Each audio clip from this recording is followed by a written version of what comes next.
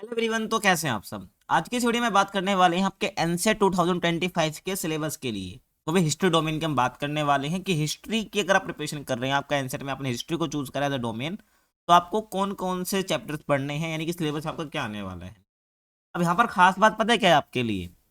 अगर आप पिछले साल का सिलेबस देखोगे ना एनसेट का, तो उसमें वो चैप्टर्स भी आ रहे हैं जो आपने अपने बोर्ड एग्जाम के लिए नहीं पढ़े हैं, यानी कि आपका कुछ भी सिलेबस रिड्यूस नहीं हुआ था पिछले साल के लिए। यानी कि आपकी जो ओल्ड एनसीईआरटी है ना, आपको वो पढ़नी पड़ती थी।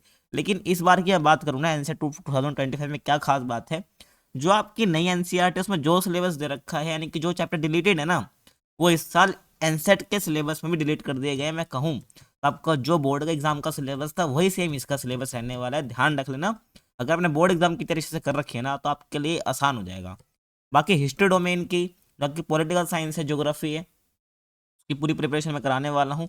लगभग 20-25 जो इंपॉर्टेंट एमसीक्यू आपके चैप्टर से निकलते हैं, सब चैप्टर के हम कवर कर रहे होंगे, ध्यान रखना। बस ध्यान रखा, वो कमेंट करना ज़्यादा से ज़्यादा। ठीक है, बाकी एक बार सिलेबस पर हम फिर भी नज़र मार लेते हैं। देखिए, आपकी जो फर्स्ट बुक है themes in Indian history part 1 जिसको हम कहते हैं, तो उसमें आपके 4 चैप्टर आपको पता होगा। तो जिसमें फर्स्ट हड़प्पा सभ्यता वाला आपका, यानी हड़प्पन सिविलाइजेशन वाला है। उसके बाद आपका जो है political and economic history, how inscription tell a story, इसमें अशोक वगैरह के बारे में आप पढ़ते हो, पता है आपको। सेकंड चैप्टर आपका ये है किंग फार्मर्स टाउन वाला।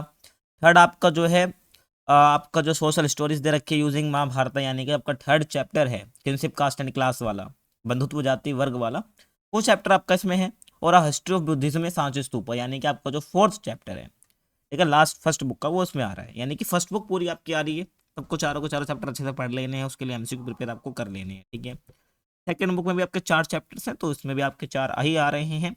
जब आपका मुगल वाला चैप्टर आता था, वो नहीं आ रहा है इस साल, ध्यान रख लेना। आपको आपको वही पढ़ना है जो आपका बोर्ड एग्जाम में आपने पढ़ा है, ठीक है ना, वही सिलेबस सेम है, ध्यान रखना। डिफरेंस क्या है यहाँ पर, एमसीक्यू बेस्ड आपका रहने वाला है पेपर, ठीक है। तो आपको एमसीक्यू की प्रैक्टिस ज़्यादा कर लेनी है। देखो, इसमें आपको आईना क्वेरी के बारे में पढ़ना होगा, यानी कि जो आपका 5th 6th 8th चैप्टर जो है, ठीक है, ध्यान रखना, न्यू एनसीईआरटी के अकॉर्डिंग। उसके बाद आपका विजयनगर एम्पायर वाला चैप्टर जो आपको पढ़ना है, यानी कि आर्किटेक्चर ऑफ हम्पी, यानी कि आपको वही पढ़ना है, ठीक है, विजयनगर एम्पायर वाला। उसके बाद रिलीजियस हिस्ट्री द भक्ति सूफी ट्रेडिशन, आपको जो भक्ति सूफी ट्रेडिशन वाला जो चैप्टर है वो आपको पढ़ना है। उसके बाद medieval society through travellers accounts, ठीक है, यानी कि आपको पढ़ना है जो डिफरेंट डिफरेंट आपके ट्रैवलर्स आए थे, इबन बतूता, आपने देखा होगा ना, फ्रांस बर्नियर अल्ब्रूनी, तो उन सब के बारे में आपको पढ़ना है, उन्होंने क्या क्या बताया इंडिया के बारे में, वो डिटेल में आपको पढ़ना पड़ेगा। यानी कि मिडेवल सोसाइटी के बारे में आपको बताना पड़ेगा, जो कि अलग अलग ट्रैवलर के अकाउंट्स में पता चलता है। यानी कि सेकंड बुक पूरी आ रही है, ध्यान रखना, न्यू एनसीईआरटी के अकॉर्डिंग।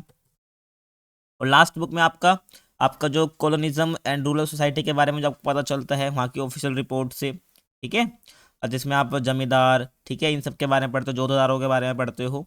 तो कहने का मतलब है, आपका जो 9 चैप्टर है वो पूरा आ रहा है। उसके बाद 1857 रिवोल्ट वाला पूरा आ रहा है, आपका रेबल्स एंड राज वाला, यानी विद्रोह विद्रोह वाला।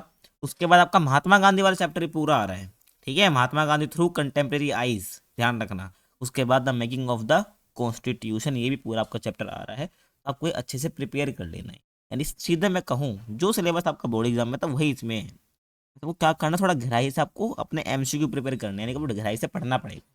और मैं जो एमसीक्यू कराऊंगा बिल्कुल डीपली होंगे उसमें, तो आपकी प्रिपरेशन इसके लिए अच्छी हो जाएगी। बस आपको क्या बने रहना है, मैं आपको सारी प्रिपरेशन कराने वाला हूँ, ठीक है, हिस्ट्री पोल और जियो की।